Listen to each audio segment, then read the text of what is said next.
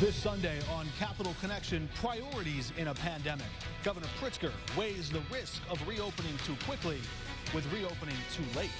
Restore Illinois is a public health plan to safely reintroduce the parts of our lives that have been put on hold in our fight against COVID-19. State House Republicans pounce, saying the governor's timeline lasts too long and the barriers remain too high. Plus, Senator Dick Durbin joining us on the push for federal funding.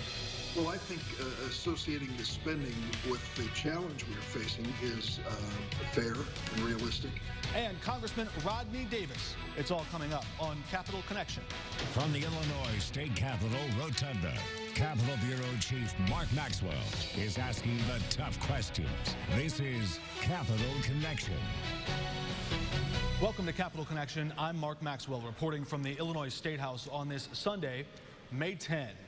46 days after Governor Pritzker ordered people to stay home and ordered non-essential business to stop operating, he announced his regional plan to restore Illinois from the medical and economic ravages of the coronavirus, lifting government restrictions in 5 different phases. We have to figure out how to live with COVID-19 until it can be vanquished.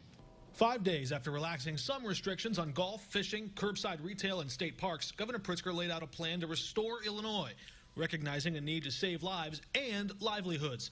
That's a slightly different stance than the one he took back in March when he announced the first order to stay home. I am choosing between saving people's lives and saving people's livelihoods. Now in phase 2, the governor's plan would move to phase 3 and relax restrictions on non-essential businesses after 68 days under a state executive order to stop operating.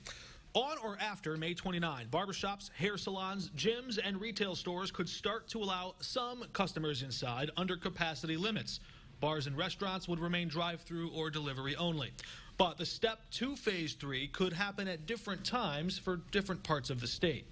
We're looking at the state as 4 regions, each of which can move through phases at different times. The Department of Public Health created 4 different recovery zones, linking together hospital groups to ensure no one region of the state runs low on ventilators or fills up its hospital beds. Phase 4 would allow groups of up to 50 to meet and restaurants to open for some customers and would allow schools to let students inside. That couldn't kick in until June 25th at the earliest. Everyone in Illinois will be rebuilding what school and work will look like for a while until we reach the other side of this pandemic. The only way that we can cross into phase 5, Illinois restored, with all the sectors of the economy running with completely normal operations, is with a vaccine or a widely available and highly effective treatment, or with the elimination of any new cases over a sustained period of time. That was Tuesday. 1 day later, House Republicans pounced, laying into the governor. Leader Jim Durkin saying he supported the order initially because it saved lives, but in the road to recovery, Durkin and House Republicans said the governor's timeline is too long and the barriers for business too high. This plan does not work. Unfortunately, the governor's plan fails to recognize that local officials throughout the state want the same thing he does, a safe return from the pandemic. Instead of offering any semblance of local authority to the people who are on the ground in the community, it continues to be a decree by one person. The governor has stated that in phase 4, under his plan, the earliest date in which businesses or these restaurants could go back in under limited conditions would be the end of June.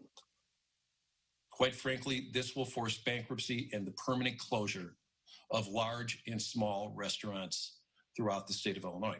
Of course, governing in a global pandemic is no easy task, and much of it uncharted territory, making it unlikely, if not impossible, to please everyone. But the record still shows clearly that this governor is, at the very least, listening to his critics. There are a lot of states that will have this kind of cash flow issue if they extend their deadlines to July. We think the governor needs to do the same because we need to coordinate that. It doesn't give Illinois residents much relief, or accountants in Illinois much relief from that, if Illinois residents still have to go to their accountant to do their tax return for Illinois. Illinois will delay our tax filing deadline from April 15th to July 15th. Some constituents have told me that they have tried every day for the last 2 weeks to get a hold of a live person at IDES and have had no success. The demand continues to exceed the manpower at IDES. He has 100% oversight of IDES. It is time for this governor to step up and fix the problems with IDES and not just complain about things at the federal level. We've assigned hundreds of state employees to work around the clock to respond at the fastest rate possible. For those reaching out over the phone, our new call center is now up and running. There will be 100 new agents by Monday. How would you recommend churches handle Easter Sunday services?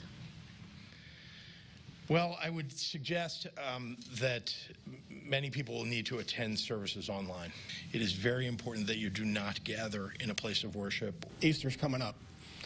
They're asking if they can do a drive-up type service where everyone can come in their cars and be in the parking lot. And our direction is no, this is against the order. Nobody's going to, run in and break up a gathering of churchgoers at that moment. But I will tell you that there are consequences. Of course, the state has the ability to enforce orders. Can you respond to the federal lawsuit filed by the Western Illinois pastor claiming his First Amendment rights have been violated and that the governor appears hostile to churches by not allowing them to gather? Even according to President Trump's plan, we really can't begin to open up until we have 14 days of down cycle of those numbers. It does appear he's increasingly sensitive to some of the criticism. For example, he made a last-minute change to his executive order to now include church in small groups as an essential activity. No, all we were trying to do was to make more explicit that people do have a right to gather in groups of 10 or less.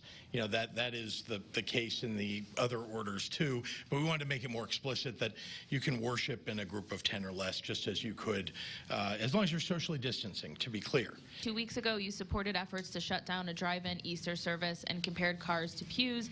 Yesterday, you issued an order encouraging drive-in services. Why the change? Have your thoughts evolved, or have the lawsuits filed by churches persuaded you? I'm listening to the science as it's evolved. As you know, there in many states there are experts, and nationally there are experts who have said that it is more dangerous to do one thing than another.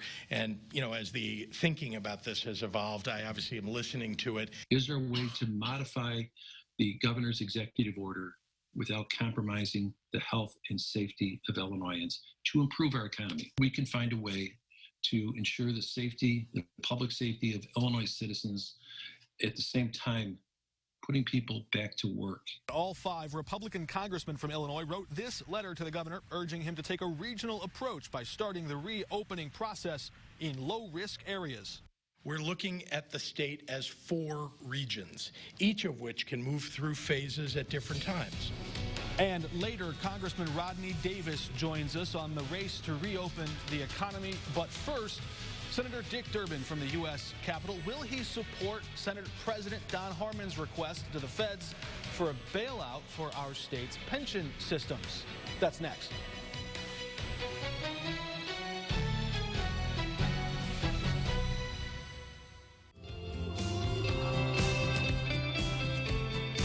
Thousands of memories will be placed on your kitchen table.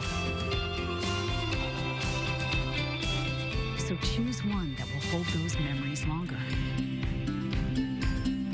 When you buy right, it stays right. Year after year, into the next generation. Wright's Furniture and Flooring, making you right at home. Their first steps are so important. Guide them in the right direction. Most parents vaccinate their children according to CDC's recommended immunization schedule. Make sure your baby has all recommended vaccines before age 2. Visit our website for more information. I'm Garrett, project manager, and I've been with the Roofing Dog family since 2005. I'm Corey. I'm one of the original members. I've been with the Roofing Dog since 2004. I'm Ryan, and I've been with the Roofing Dog since 2010. I'm Jarrett. I've been with the Roofing Dog since 2007. I'm Chandler. I'm Jared's brother, and I chose to work with the Roofing Dog with family and a place with family values. And I've been with the Roofing Dog since 2011. Respect for our clients and our employees adds up to amazing service. Thank you for choosing the Roofing Dog. At home with Daddy T. Hey everybody, it's Brian T. And while I may play the part of a doctor on TV when it comes to coronavirus, I'm not playing. Me and my family are doing our part and staying home with social distancing and taking the advice of the real doctors. So how do we help Grandma and Grandpa? Do your part.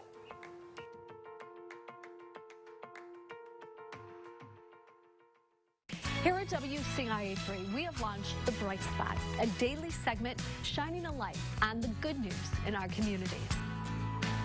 During our newscast, we'll share the positive things you're doing, or maybe something good you've seen. You can email us news@WCIA.com or share on the WCIA3 News Facebook page. The Bright Spot, sponsored by Dogtown Heating and Air. When you need to know the weather will be in the coming week, tune in to WCIA3's 7-day forecast. You can count on our team of meteorologists, Kevin Lively, Adam Claybon, Jack Durbin, and Amelia Henderson for the most accurate 7-day forecast. Sponsored by Edelman. You're watching Capital Connection from the Illinois State Capitol. And joining us now is Illinois Senior Senator Dick Durbin from his offices in the U.S. Capitol. Senator, good to have you with us. I want to start, first of all, with this letter that Illinois Senate President Don Harmon wrote to Congress asking for $42 billion in relief for Illinois, $10 billion of that for Illinois' pension systems, and $15 billion for the state budget. A bunch of other of that money that Senate President Harmon wished could go toward local governments there. It seems that ever since he wrote that letter, Illinois has become a bit of a punching bag, especially in some conservative outlets and from some conservative politicians who've said Illinois has had bad finances for decades. Why should the federal government come to bail us out? So why should the federal government bail Illinois out right now? Well, Don Harmon is the new president of the Senate. He's my friend of many years, and I wish him the best in his new job. But I would just characterize his letter to me and others as ambitious. He was looking for federal assistance at a level which is unrealistic. And I'm sorry that he made reference to a pension challenge. Many states face a pension challenge. We should not be looking to the federal government at this moment or expecting in the future that it's going to step in and solve these problems. What we need to do is to ask for help for not only our state, but also for local units of government for the actual budget losses that are associated with this current national emergency. That, I think, is realistic. We did it in the first round with $150 billion, a lot of it coming back to our state. And I think we should have another round of funding. And a lot of that, Governor Pritzker has lauded your efforts in securing some of that funding for Congress. So what is a more realistic ask, keeping in mind that Governor Pritzker on Face the Nation just last week said that when this federal bailout money comes through, he hopes there are not many strings attached in terms of Illinois' discretion, how they can spend those funds. So what's a realistic ask, and how many strings are you willing to consider in terms of how Illinois spends whatever money Congress can come up with for the state? Well, I think associating the spending with the challenge we are facing is fair and realistic. And to say if there's additional expenses or lost revenues associated with that, that the states can make proof of it and collect. How much? Good question. As I mentioned, $150 billion in the first round with the CARES Act that we passed. The National Governors Association, co-chaired by Governor Hogan, Republican of Maryland, has asked for $500 billion in this next round, so roughly 3 times, a little over 3 times the first amount. That may be a little more ambitious than we can achieve, but I think it gives us a reasonable target. There had been some discussion that perhaps the White House was considering attaching strings based on immigration policy at different states, and if there had been sanctuary cities or states that had protected undocumented immigrants in their territories, that perhaps that might cost them in the long run. Your reaction to that idea? God forbid we get into a political battle over this. There's so many issues that could come up, whether it's guns or choice or immigration, and the whole thing will fall apart. We have stayed away from that. The original bill that we passed, $2.2 trillion, passed the Senate 96-0. The only 4 senators who didn't vote for it were sick or in quarantine and couldn't be on the floor. We can keep this bipartisan, and we should, if we don't try to introduce other issues and fights as part of it. Are there any emergency changes or tweaks that Congress can deliver at this time to protect workers who are putting their health at risk right now? We still need more and affordable protective equipment. I had a conference call with my colleagues from the House, bipartisan conference calls, and we had hospital administrators come on the scene and tell us what they're facing. In Fairfield, Illinois, this hospital administrator said, we used to buy surgical gowns for 22 cents a piece. They now cost between $11 and $20 a piece. So there's profiteering and price gouging going on. We ought to address that. But we do need more protective equipment for home care workers as well as those in meat processing facilities. More than anything, though, if we're going to reopen this economy, and we're all anxious for this to happen the right way, we need more testing, substantially more testing, 3 times what we currently have. We have pleaded with the president, use your authority we gave to you under the law. You can direct that there be production quotas, that companies start moving into the production of more testing equipment. We desperately need that. We all want to move from where we are to the next stage, but we want to do it safely. Before I let you go, I want to ask you about Governor Pritzker's plan. You sit on the President's Commission to Reopen America, this sort of task force that includes a lot of your colleagues in the Senate, some in the House. Governor Pritzker just announced Wednesday his plan to reopen Illinois in 5 phases compared to Dr. Fauci's 3 at the national level. Governor Pritzker wants to see at least 28 days of stability or decline on those health metrics before we progress through each phase. Dr. Fauci wanted to see 14 days of decline. So we're looking in Illinois at June 25th as the earliest possible date that any region of the state could have bars or restaurants, for example, open to even a few customers at a limited capacity. Some businesses have said, we don't think we can hold off that long. We may risk bankruptcy or worse.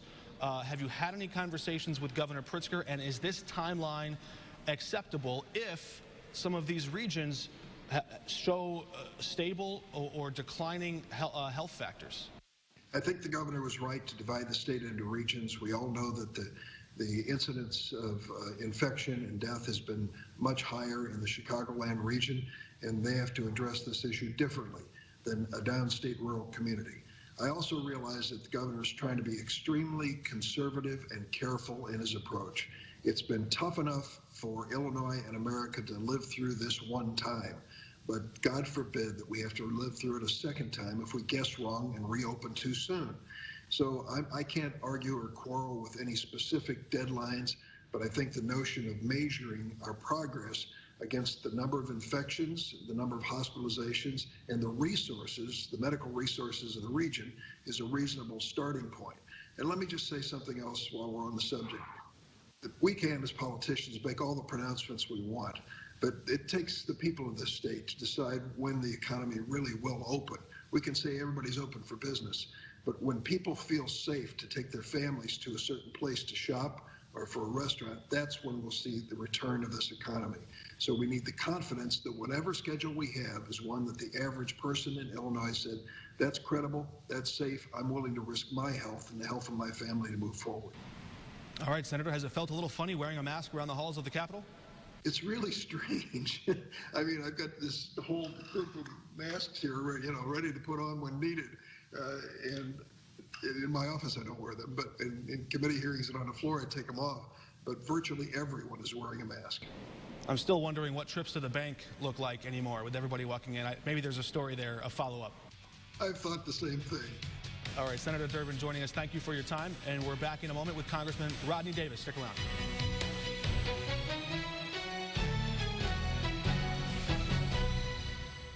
Does your home show signs of foundation problems? Call the experts at Woods Basement Systems. Our Power Brace system can fix the problem permanently and help protect the value of your home.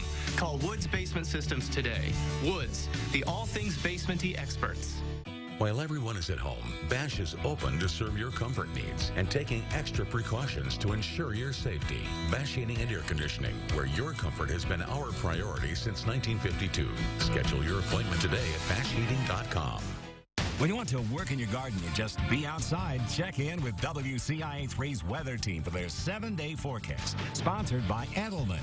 When you need to know what the weather will be today, tomorrow, or this week, you can count on Chief Meteorologist Kevin Livey, Adam Claybon, Jack Griffin, and Amelia Henderson to give you the most accurate forecast. They'll help you plan your week with a 7-day forecast from WCIA3, your local weather leader. Sponsored by Edelman Electric Plumbing, Heating, and Cooling. Being a parent, you are always protective, and you just want to do everything right for your kid. It's been hard to know, like, am I doing this right? Am I, like, setting him up for success? Am I loving him enough? Watching them struggle, whether it's struggling through friendships or school or emotionally. Because, like, you can do no wrong in their eyes. Like, you get that from a marriage and you get that from your family, but, like, not to that degree. You have to be a giver and a sacrificer. You have to be organized. Hopefully I can just kind of be that hero that my mom was to me, to my kids too. So do the best that you can do for that child, and I think you're enough. Love. I think love is what makes a mom a mom.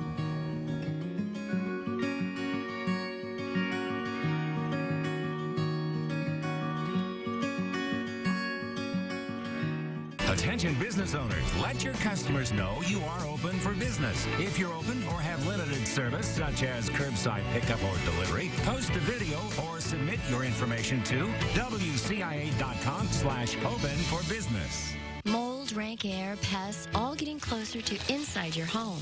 With a dirt crawl space, there's no telling what's below you. A sealed crawl space locks the nasty stuff out, plus can lower utility bills. So get it sealed. Call Woods Basement Systems today.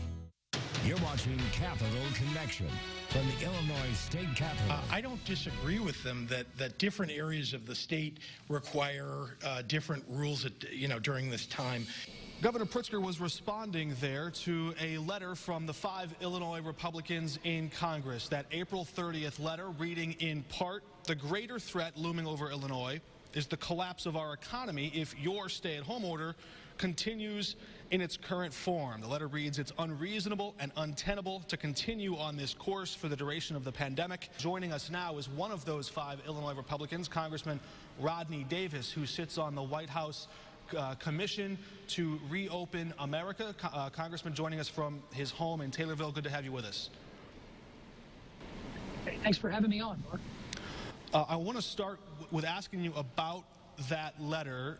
Some of the first economic data we've seen suggests that customers were already starting to avoid stores and places of public business and crowded events even before governments started to crack down and tell people to stay home. So if we lifted all restrictions right now, and I recognize you're not calling for that just yet, but if we were to do that, how do we even know there would be a swift economic recovery if people don't know it's safe to go out? Well, we don't know that. First off, I want to say thank you to my colleague Adam Kinzinger for leading that letter in April. And keep in mind that letter was put out before the governor's most recent executive order that was released later that same day. As a matter of fact, I want to thank the governor for implementing some procedures to open up parts of our economy, starting with our healthcare economy. He realized and recognized and took the advice of people like me who said we ought to be able to get our clinics and our hospitals open to what he considered elective surgeries that others may consider life-saving procedures. He did listen to me. He did open those parts of our economy, and it's going to allow people to get treated for diseases that we know how to treat because they're too scared to go into a facility, or there might not be a doctor available to see them. Similarly, when you talk about opening our economy, yes, people are scared right now. But as we learn more and more about this disease, we've got to be able to take a regional approach to allow our economy to rebound once again, because people are hurting and they need to be able to feed their families too. The governor's plan includes 5 phases, not 3 like Dr. Fauci. And the timeline is a minimum of 28 days to jump from phase 2 to phase 3. Another 28 days to jump from phase 3 to phase 4. Dr. Fauci has a 14-day timeline in declining coronavirus metrics, where the governor wants to see 28 days of declining or stable. Is that an acceptable timeline to you, considering that bars and restaurants would not be able to allow anyone, and when they could, just a limited capacity in their doors at the soonest, June 25th. Can you live with that timeline? Well, I certainly hope that the governor can reconsider that and be more consistent with federal guidelines, as he has been and his administration has been in the past. I echo the concerns of our Republican leader, Bill Brady, who brought up the 14-day versus the 28-day issue. But also, when you're that prescriptive on days, you take out that flexibility of a regional approach that should and could be taken. Remember, we sent our letter on April 30th. The governor issued a new executive order with new guidance and partial opening of parts of our economy on April 30th. Now he has taken a regional approach, but that regional approach is going to be limited by the lines that he drew and by the prescriptive guidance of 28 days versus 14 days at a time when we're going to see testing capacity continue to rise. And when testing capacity continues to rise, the amount of positive tests continue to go up too. At that point, how do we ever get to the future phase of phase 5 and begin reopening our economy as a whole? They were not part of the essential workforce. So we're learning more and more about this disease every day, and we've got to have the flexibility to adapt. And I'm afraid the governor's phased approach is too inflexible for us to be able to adapt to new things that we're learning about the fight against COVID. Yeah, it's certainly going to change our conscience and the way we think about preparing for a pandemic, and we look forward to hearing from you and your other colleagues across the aisle and around the state about ways to prepare in the event, God forbid, that something of this scale or magnitude should rear its head again in the future. Congressman Davis, one of the better backdrops, I got to say, of many of our guests joining us there. It looks like a peaceful day outdoors. Thanks for joining us. Thanks, Mark. All right, we're back in just a moment.